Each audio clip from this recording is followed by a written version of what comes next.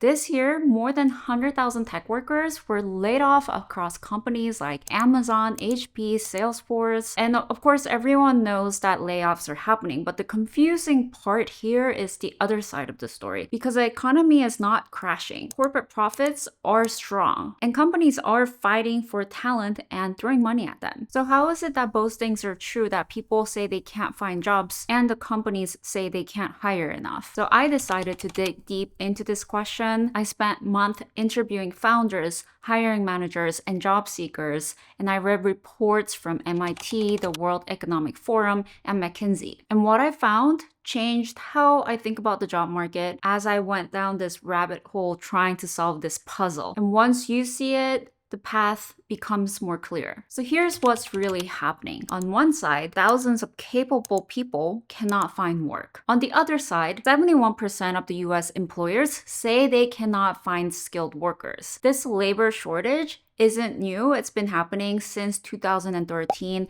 It spiked during the pandemic, and it hasn't actually fully gone down yet. And I see this firsthand from founders. Like, one founder told me it has been incredibly hard for him to hire designers and engineers. The job boards are full of applicants, but none of them match what he's looking for immediately. And I hear founders making this same complaint everywhere. And as a job seeker, it might be easy to think that these people are lying or you blame ghost jobs, but a lot of them are genuinely trying to hire people. So how can this still be true? Well, there are two major forces driving this paradox. One is the perception of AI. MIT recently published a study using something called the Iceberg Index. They analyzed 151 million jobs to map how many tasks AI could already handle. They found that AI could replace or automate tasks about 12% of what we currently do in the US. And that translates to about $1.2 trillion in salary. Now that sounds pretty terrifying, but then came the next layer of the study. McKinsey found that only 1% of companies have reached its maturity with AI adoption. What does that mean? It means that just 1% of companies have figured out how to use AI in their workflow. Rest are still experimenting and figuring out how to use AI more effectively. So they might be testing different tools without knowing exactly which one works best. So the gap is that AI is actually not replacing jobs at scale yet, but there is a strong belief that this will happen soon, which is changing behavior. It's kind of like the stock market. The stock market responds to expectation, not actual reality. So same thing with the job market. The market is responding to the expectation that AI will change how we work. And this uncertainty is enough to freeze hiring. Companies are more likely to pause hiring when they don't know exactly which tasks will be automated by AI or which roles, and they don't yet understand what skills will matter in the future. Because as a CEO, they don't want to hire the wrong people for the role and then might have to fire them next year. Force number 2 is the cultural shift in leadership. For years,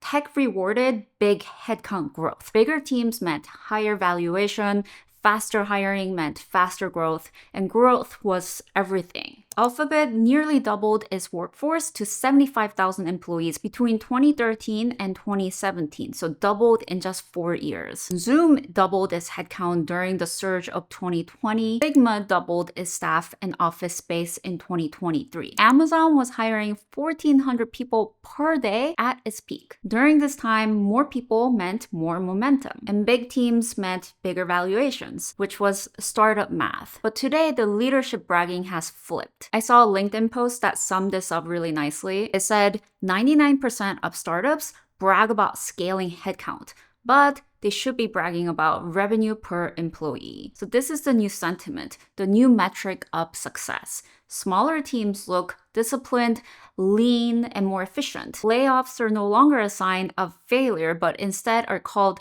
operational efficiency or AI-powered transformation. And investors are rewarding this narrative. Whether AI is actually replacing jobs or not doesn't actually matter, because the culture now celebrates doing more with fewer people, which which naturally slows down hiring. This shift is hitting hardest at the very bottom of the career ladder. When businesses get cautious with hiring, the first thing they cut is training. Training takes time, money, it slows teams down, and companies now want people who can be productive immediately. And that is why they're often looking for more experience even for junior roles. And as a formal hiring manager at Meta, I kind of get this. If managers are forced to choose between hiring someone who needs months of ramp-up time or waiting for someone who can deliver on day one, managers usually will choose to wait. Not because they're heartless, but because of simple team math. Imagine a team with 2 senior engineers and you hire 1 junior one.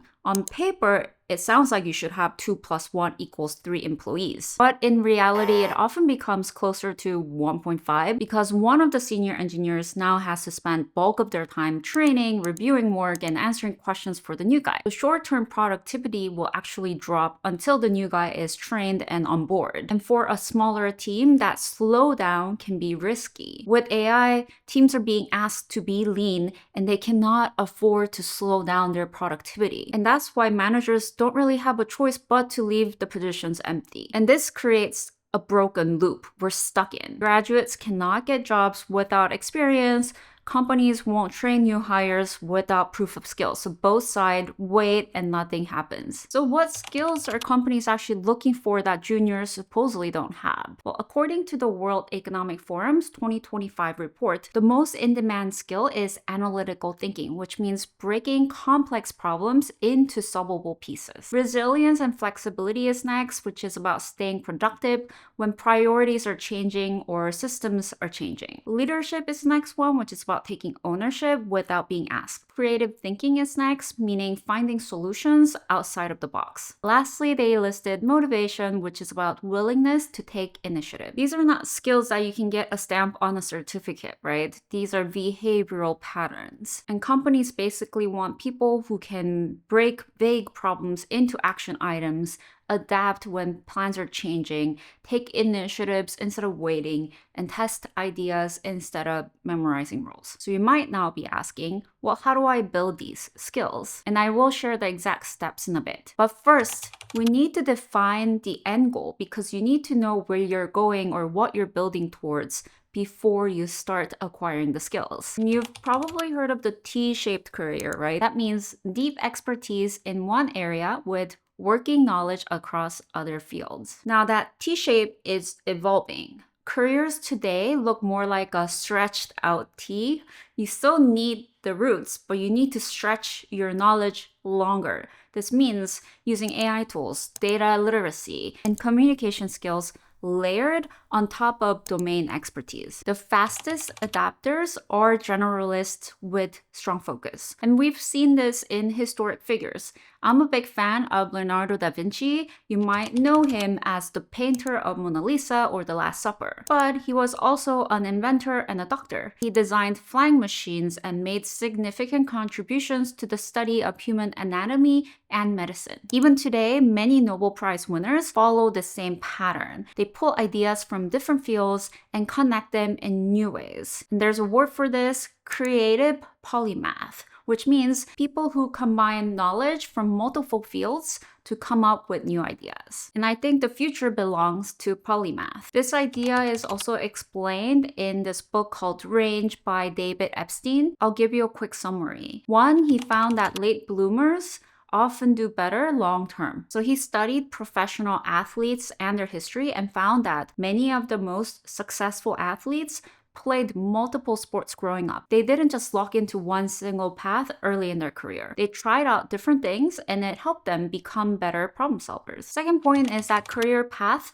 shouldn't be a straight line. Most people don't succeed by climbing one single clean ladder. I've interviewed dozens of experts for my newsletter, and almost all of them have said that they have a non-traditional career path. They zigzag into different career paths, change roles, and learn from different fields and put them together as a leader. Over time, having multiple experiences became their strength. Number 3, broad experiences build better judgment. People with a wide background are better at spotting patterns. They adapt faster to new problems, they're better at making decisions, and they thrive without rigid rules. Number 4, complex work favors flexible thinkers. So if you're working on a simple, repetitive job, AI can probably help you improve your efficiency, but that also means that AI might take over. So the work that will survive against AI will be not the simple ones, but the ones that are more complex. Basically, the more complex your job is, the more likely it will survive against AI. And lastly, exploration creates unique skill combination that makes you valuable. When you mix skills